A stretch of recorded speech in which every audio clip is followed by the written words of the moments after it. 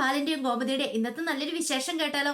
അതിനു മുമ്പായിട്ട് വീഡിയോ ഇഷ്ടപ്പെടുവാണെങ്കിൽ ലൈക്ക് ചെയ്യാൻ മറക്കരുത്. അതോടൊപ്പം തന്നെ നിങ്ങളുടെ വിലയേറിയ അഭിപ്രായങ്ങളൊക്കെ രേഖപ്പെടുത്താനും മറക്കരുത് കേട്ടോ. അപ്പൊ നമുക്ക് നേരെ വിശേഷത്തിലേക്ക് പോയാലോ? അങ്ങനെ ഇന്നത്തെ വിശേഷത്തില് മിത്ര ഭയങ്കര സന്തോഷത്തോടു കൂടി ആന്റെ അടുത്തേക്ക് ചെല്ലുവാണ്. ആനി ചോദിച്ചു, എന്താ ഇന്ന് ഭയങ്കര സന്തോഷത്തിലാണല്ലോ എന്ന് പറയണം. അതെ, ഇന്ന് കുറച്ച് സന്തോഷമുള്ള ദിവസമാ. ഈ സീഡ്സ് എടുക്കാൻ പറയണം. ഇതെന്താ സീഡ്സ് ഒക്കെ ആയിട്ടെന്ന്? അതൊക്കെ ഉണ്ട്. പിന്നീട് ആര്യ സീഡ്സ് എടുത്തു. എനിക്ക് മനസ്സിലായി എന്തോ സന്തോഷം ഒരു കാര്യം നടന്നിട്ടുണ്ട്. അല്ലെങ്കിൽ ഇപ്പൊ സീഡ്സ് തരേണ്ട കാര്യമില്ലോ. അത് പിന്നെ ആര്യ, ഒരു കാര്യം ഉണ്ടെന്ന് പറയണം. അതിനെ അറിഞ്ഞു കഴിയുമ്പോ എന്നെ വഴക്ക് പറയില്ലെന്ന് പറയണം.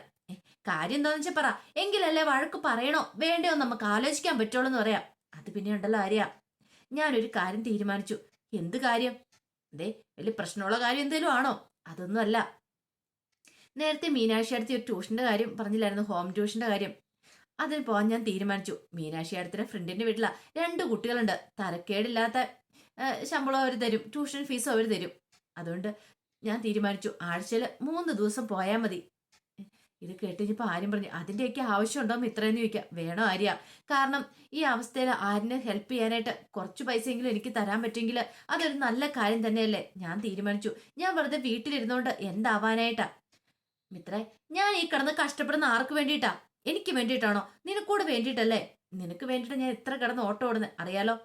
നിന്റെ സ്വപ്നങ്ങളും മോഹങ്ങളും ഒക്കെ അതൊക്കെ നടത്തണം. അതിന് വേണ്ടിയിട്ടാ നിന്നെ ഒരു IAS കാരിയായി കാണാനായിട്ടാ ഞാൻ ആഗ്രഹിക്കുന്നത്. അതിന് വേണ്ടിയിട്ടാ ഞാൻ ഈ കിടന്ന് നെട്ടോട്ടം ഓടുന്നതെന്ന് പറയാം. മിത്ര പറഞ്ഞു, എനിക്കറിയാം ആര്യ എന്നും പറഞ്ഞുകൊണ്ട് 2-3 കുട്ടികൾക്ക് ട്യൂഷൻ എടുത്തെന്നോർത്തുകൊണ്ട് ഒന്നും സംഭവിക്കാൻ പോകുന്നില്ല. അപ്പൊ എനിക്ക് അറിവ് കൂടത്തുള്ളൂ. പരീക്ഷ എഴുതാൻ എന്തായാലും ഞാൻ PSC എക്സാം ഒക്കെ എഴുതണം. അതിന് വേണ്ടിയിട്ട് ഒത്തിരി സഹായകരമാവും ഈ കാര്യം എന്ന് പറയാം. ഇത് കേട്ടപ്പോ ആര്യം പറഞ്ഞു, കാര്യമൊക്കെ കാര്യം തന്നെ. പക്ഷേങ്കില് നിനക്ക് അതിനുള്ള സമയം കിട്ടുമോ? നീ ഒന്ന് ആലോചിക്കേ. നീ അവിടെ ട്യൂഷൻ എടുക്കാൻ പോയി. നീ നന്നായിട്ട് പഠിപ്പിക്കുമെന്ന് എനിക്കറിയാം. അങ്ങനെ നീ നന്നായിട്ട് പഠിപ്പിച്ച് കഴിയുമ്പോഴത്തേനും അവര് പറഞ്ഞറിഞ്ഞ് വേറെ ആരെങ്കിലും ഒക്കെ നിന്നെ വിളിക്കും. അപ്പൊ നിനക്ക് അവിടെയും ട്യൂഷൻ എടുക്കാൻ പോകാൻ തോന്നും. അങ്ങനെ നിനക്ക് സമയമില്ലാതെ വരും. നീ കിടന്ന് നെട്ടോട്ട് ഓടും. അതിന്റെ ഇടയ്ക്ക് നിനക്ക് പഠിക്കാൻ എവിടുന്നേലും സമയം കിട്ടുമോന്ന് ചോദിക്കാം. ഇത് കേട്ടോ മിത്ര പറഞ്ഞു, അതൊന്നും കുഴപ്പമില്ല ആര്യ, അതൊക്കെ ഞാൻ മാനേജ് ചെയ്തോളാം. അതൊന്നും ഓർത്ത് വിഷമിക്കേണ്ട കാര്യമില്ലെന്ന് പറയാം. അപ്പോഴാണ് മിത്രയുടെ ഫോൺ ബെല്ലടിക്കുന്നത്. മിത്ര നോക്കിയ പരിചയമില്ലാത്ത നമ്പരാ. ഹലോ, ആരാന്ന് ചോദിക്കുകയാണ്. അതെ, ഞാൻ മിഥുന്റെ അച്ഛനാന്ന് പറയണം. അത് കേട്ടപ്പോൾ മിത്രയിലൊരു ഞെട്ടല്. മിത്ര പെട്ടെന്ന് ആരിനെ നോക്കി ലൗഡ് സ്പീക്കർ ഇട്ടു. ലൗഡ് സ്പീക്കർ ഇട്ടിട്ട് പറഞ്ഞത് മിഥുന്റെ അച്ഛനാന്നാ പറയണേ, എന്താന്ന് ചോദിക്കുക. അതെ, എന്താ എന്താ കാര്യം എന്ന് ചോദിക്കുകയാണ്. അത് പിന്നെ ഉണ്ടല്ലോ, മോളന്ന് മിഥുനെ അന്വേഷിച്ച് അവിടെ വന്നില്ലായിരുന്നോ? മിഥുന് ഒരാഴ്ചയായി വീട്ടിൽ വന്നിട്ട്. ഒരാഴ്ചയായിരുന്നോ? അതെ, ഒരാഴ്ചയായി വീട്ടിൽ വന്നിട്ട്. മുമ്പ് മോള് ഇത് സ്വർണം അടിച്ചു മാറ്റിക്കൊണ്ട് പോയെന്നൊക്കെ പറഞ്ഞ് അവിടെ വന്നിട്ടുണ്ടായിരുന്നല്ലോ. അതുകൊണ്ടാണ് ഞാൻ മോളെ വിളിച്ചതെന്ന് പറയണം. ഇത് കേട്ടിച്ചിപ്പം മിത്ര പെട്ടെന്ന് പറഞ്ഞു, എനിക്കറിയത്തില്ല, എനിക്ക് മിഥുനെക്കുറിച്ച് ഒരു വിവരം അറിയത്തില്ല, ഞാൻ മിഥുനെ കണ്ടിട്ടുമില്ല എന്ന് പറയണം. ആ സമയത്ത് മിത്രനെ വിറയ്ക്കാൻ തുടങ്ങി. എന്ത് ചെയ്യണമെന്ന് അറിയത്തില്ലാത്തൊരവസ്ഥ. ഈ സമയം ആര്യം പറഞ്ഞു, ചോദിക്കുക എന്താ കാര്യം ചോദിക്കുക എന്ന് പറയണം. മിത്ര ചോദിച്ചു, അല്ല ഇപ്പൊ എന്നെ വിളിക്കാൻ കാരണം എന്താ? എന്റെ നമ്പർ കിട്ടിയത് എങ്ങനെയാന്ന് ചോദിക്കുക. അതെ, മിഥുനൊരു കൂട്ടുകാരനുണ്ട്, ശരത്ത്. അവനാണ് ഈ നമ്പർ തന്നെ. അല്ല, അവസാനമായിട്ട് അവൻ മിത്രേനെ കാണാൻ പോകാന്ന് പറഞ്ഞെന്ന് പറയണം. അപ്പൊ ശരത്താണ് ഈ വേല ഒപ്പിച്ചു വെച്ചിരിക്കുന്നത്. അവനറിയാം അവന് സംഭവിച്ച എന്താന്നുള്ള കാര്യം മിഥുന്. ഈ സമയത്ത് മിത്രയിലാണെ വല്ലാത്തൊരു ടെൻഷനും വിറയലും ഒക്കെ ഉണ്ടായി. കാരണം ശരത്താണ് പറഞ്ഞതെന്നും കൂടെ അറിഞ്ഞു കഴിഞ്ഞപ്പോ വല്ലാത്തൊരു ടെൻഷൻ. ദൈവമേ, താൻ പെട്ടുപോയേ എന്നൊരു ചിന്ത മനസ്സിൽ വരുവാണ്. പെട്ടെന്ന് മിത്രയ്ക്കൊന്നും പറയാൻ പറ്റിയില്ല. ഈ സമയം ആര്യൻ അങ്ങോട്ട് ഫോൺ വാങ്ങി. ആര്യ ഫോണും വാങ്ങിയിട്ട് പറഞ്ഞു, അതെ അങ്കളെ, ഞാൻ മിത്രയുടെ ഹസ്ബൻഡാണ്. നിങ്ങൾ തമ്മിൽ സംസാരിക്കുന്നതും കേട്ടായിരുന്നു. അല്ല, മിഥുൻ എവിടെ പോയതാന്ന് ചോദിക്കാം. അറിയത്തില്ല മോനെ, ഇനിയിപ്പോ എന്താണെങ്കിലും 2 ദിവസം അവിടെ നോക്കിയിട്ട് കണ്ടില്ലെങ്കിൽ പോലീസ് കംപ്ലൈന്റ് കൊടുക്കാന്നോർത്ത് ഇരിക്കണേന്ന് പറയാം. ഇത് കേട്ടപ്പോൾ ആരും ഒരു നിമിഷം ആലോചിച്ചിട്ട് പറഞ്ഞത്, ഞങ്ങൾ ഞങ്ങളുടേതായ രീതിക്കൊന്ന് അന്വേഷിക്കട്ടെ, അതിനുശേഷം മതി കംപ്ലൈന്റും കാര്യങ്ങളൊക്കെ എന്ന് പറയണം. അത് കേട്ടപ്പോൾ മിഥുന്റെ അച്ഛൻ പറഞ്ഞു, ആ ശരിയെന്നാ ആയിക്കോട്ടെ, വലിയ ഉപകാരമായിരുന്നു അന്വേഷിച്ച് അവനെ കണ്ടെത്തുവാണെങ്കിൽ എന്നൊക്കെ പറയാണ്. അങ്ങനെ കോള് കട്ട് ചെയ്ത് കഴിഞ്ഞപ്പോഴത്തേനും മിത്രേനെ ആണെങ്കിൽ വിറക്കി വേണം. ആരും മിത്രനെ സമാധാനിപ്പിച്ചു, സാരമില്ലെന്നൊക്കെ പറഞ്ഞോണ്ട്. ആ സമയത്ത് ഭയങ്കര സന്തോഷത്തോടെ ശ്രീദേവി ബാലന്റെ അടുത്ത് ചെന്നിരിക്കുകയാണ്. ബാലനോട് പറഞ്ഞു, എന്റെ ബാലച്ച കടയെക്കുറിച്ച് ഇങ്ങനെ പറയുമെങ്കിലും ഞാൻ ഇത്രയ്ക്കൊന്നും കരുതിയില്ല കേട്ടോ. എന്റെ ദൈവമേ, ഒരു ദിവസം കടയിലേക്ക് പോയിരുന്നു കഴിഞ്ഞപ്പോ തന്നെ എനിക്ക് എന്തൊക്കെ കാര്യങ്ങളാ പറയാനുള്ളേ. പറഞ്ഞിട്ട് തീരുന്നില്ലെന്ന് പറയാം. ഇത്രയും വർഷക്കാലം പോയിക്കൊണ്ടിരുന്നേ. അപ്പൊ ബാലച്ചന്റെ കാര്യം ഞാൻ പിന്നെ പ്രത്യേകിച്ച് പറയേണ്ട കാര്യമുണ്ടോ എന്ന് ചോദിക്കാം. ബാലൻ പറഞ്ഞു, മോൾ അങ്ങോട്ട് പോണ സമയത്ത് എനിക്ക് വലിയ പ്രതീക്ഷയൊന്നും ഇല്ലായിരുന്നു. മോള് കടയിൽ പോയി എന്ത് ചെയ്യുമെന്നൊരു ചിന്തയായിരുന്നു മനസ്സിലുണ്ടായിരുന്നേ. പക്ഷേ എങ്കിൽ എനിക്ക് ഒരു കാര്യം മനസ്സിലായി, മോളെ കൊണ്ടെല്ലാം സാധിക്കും എന്നുള്ള കാര്യം. മോള് മിടിക്കുക എന്നുള്ള കാര്യം എനിക്ക് മനസ്സിലായെന്ന് പറയാം. അത് പിന്നെ ബാലച്ച, നമ്മളിപ്പോൾ ഈ എല്ലാ കാര്യങ്ങളും ചെയ്യുമ്പം അത് അതിൻ്റെതായ രീതിക്ക് ചെയ്യണ്ടേ, എന്താണെന്നറിയില്ല. എനിക്കാണെങ്കിൽ പണ്ട് തൊട്ട് ഇങ്ങനെ ഒരു കഴിവൊക്കെ ഉണ്ട് എന്നൊക്കെ പറഞ്ഞുകൊണ്ട് ശ്രീദേവി സ്വയം അങ്ങോട്ട് പൊങ്ങുവാണ്. ആ സമയം ബാലൻ പറഞ്ഞു, മോളെപ്പോലൊരു മരുമോൾ ഈ കുടുംബത്തിലേക്ക് വന്നു കയറിയത് ഈ കുടുംബത്തിന്റെ ഐശ്വര്യം തന്നെയാന്ന് പറയണം. അതൊക്കെ ശരിയാ ബാലച്ച, ബാലച്ചന് കുഴപ്പമൊന്നും ഇല്ലല്ലോ ഞാൻ വരുന്നതിന്, എന്ത് കുഴപ്പം എന്നൊക്കെ പറയാണ്. പിന്നീട് ബാലൻ ഇങ്ങനെ ആലോചിച്ചിട്ട് വെച്ചു, അല്ല മോളുടെ അച്ഛൻ ഇപ്പൊ എവിടെയാന്ന് ചോദിക്കുക. ഒരു നിമിഷം ശ്രീദേവി ഒന്ന് ഞെട്ടി. എന്ത് ചെയ്യണമെന്ന് അറിയത്തില്ല. ശ്രീദേവിക്കൊരു വിറയലുണ്ടായി. അത് പിന്നെ ഇവിടെ ഉണ്ടോന്ന് ചോദിക്കുകയാണ്.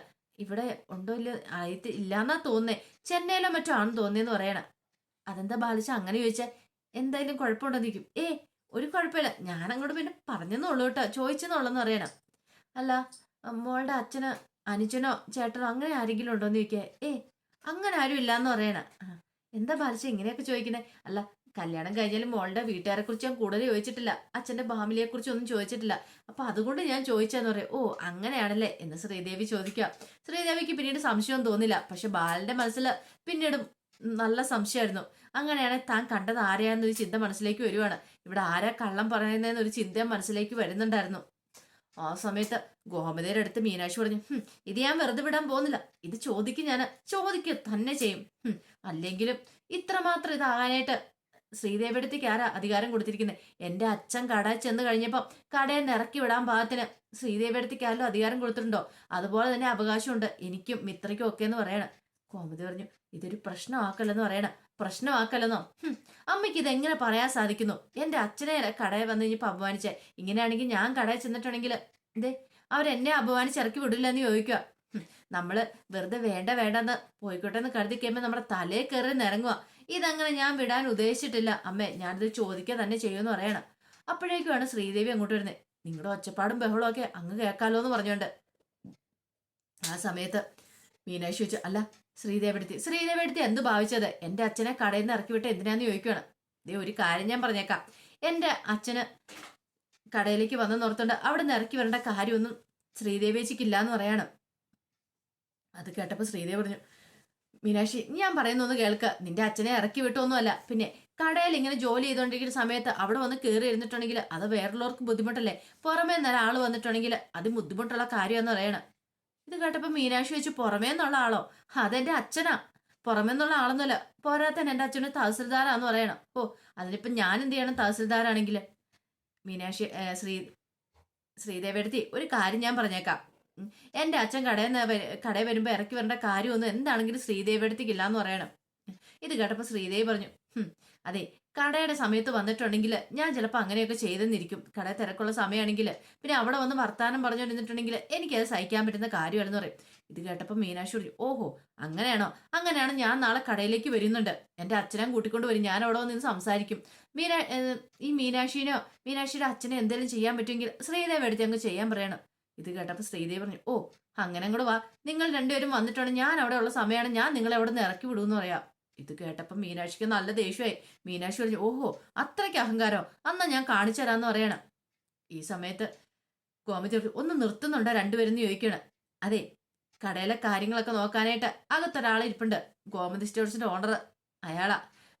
ബാലേട്ടൻ തീരുമാനിച്ചോളൂ എന്താന്ന്, നിങ്ങൾ ഇവിടെ കിടന്ന് ഇങ്ങനെ അടി കൊണ്ട കാര്യമില്ല, പറഞ്ഞു കേട്ടല്ലോ.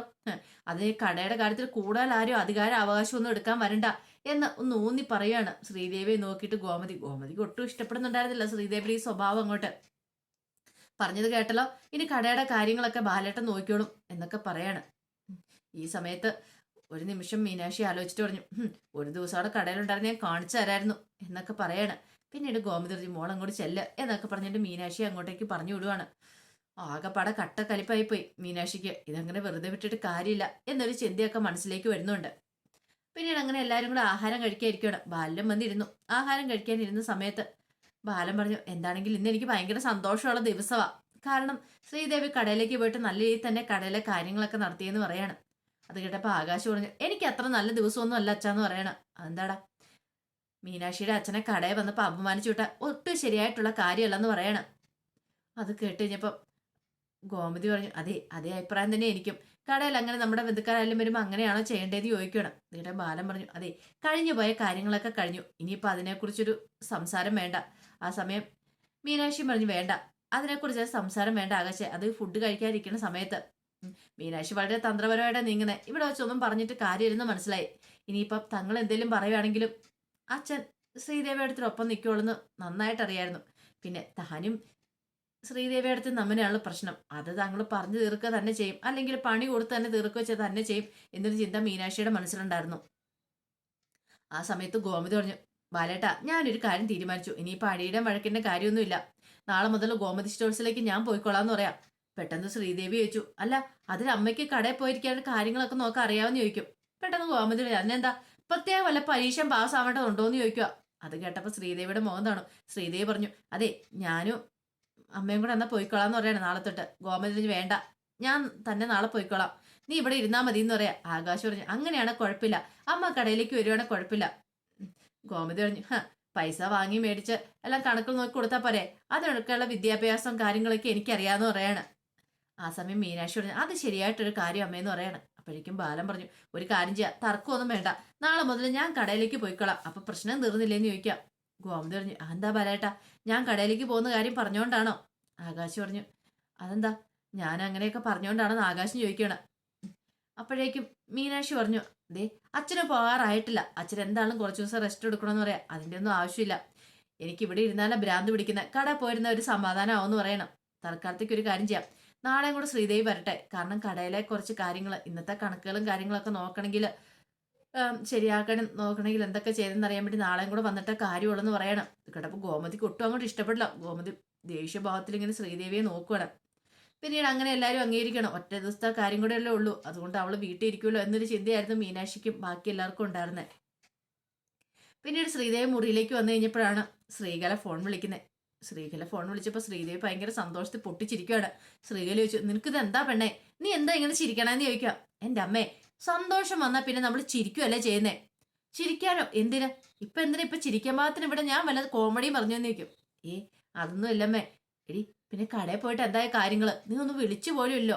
എന്തിനും വിളിക്കണം, അവിടെ ഭയങ്കര തിരക്കായിരുന്നു, ഇന്ന് നല്ല കച്ചവടമൊക്കെ നടന്നു പറയാ. എടി എന്നിട്ട് നീ അടിച്ചു മാറ്റിയോ? എന്ത് എടി പൈസ അടിച്ചു മാറ്റിയോന്നോ? പിന്നെ പൈസ അടിച്ചു മാറ്റി. എടി ഒരു 2000 3000 ഒക്കെ വെച്ച് അടിച്ചു മാറ്റാൻ മേലായിരുന്നോ? എൻ്റെ അമ്മ അതൊന്നും നടക്കുന്ന കാര്യമില്ലെന്ന് പറയും. എന്ത് അതിനൊന്നും എന്നെ കിട്ടുന്നൊന്നുമില്ല, ഞാനങ്ങനെ അടിച്ചു മാറ്റാനൊന്നും പോകുന്നില്ല. ഓഹോ, അപ്പൊ നീ സത്യസന്ധ ആവാനായിട്ട് പോവാണോ? അപ്പൊ അതിനു വേണ്ടിയിട്ടാണോ ഞങ്ങൾ ഈ പെടാപ്പാട് പെട്ടതെന്ന് ചോദിക്കുക.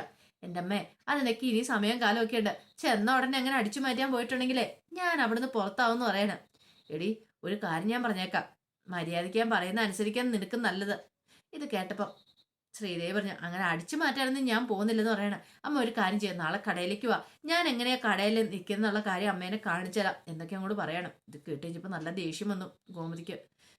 ഗോമതിക്കല്ല, ശ്രീകലയ്ക്ക്. ശ്രീകല പറഞ്ഞു, ഇത് ഒരു കാര്യം ഞാൻ പറഞ്ഞേക്കാൻ പെണ്ണേ, നിന്റെ അച്ഛനൊക്കെ ഭയങ്കര പ്രതീക്ഷയോടെ കൂടി ഇരിക്കുന്നേ, ഞങ്ങളുടെ പ്രതീക്ഷയൊന്നും നീ തല്ലിക്കെടുത്തില്ലെന്ന് പറയണം. ഇനി അമ്മ എന്തൊക്കെ പറഞ്ഞാലും ശരി, ഇപ്പൊ എന്താണ് പൈസ അടിച്ചു മാറ്റാൻ ഞാൻ ഉദ്ദേശിച്ചിട്ടില്ലെന്ന് പറയണം.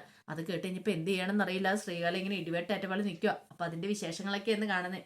ഇതിന്റെ ബാക്കി വിശേഷങ്ങളുമായിട്ട് വൈകുന്നേരത്തെ പ്രമോയി വരാട്ടോ. ഒരിക്കൽ കൂടി എല്ലാവർക്കും ശുഭദിനം നേർന്നുകൊണ്ട് നിർത്തുന്നത്.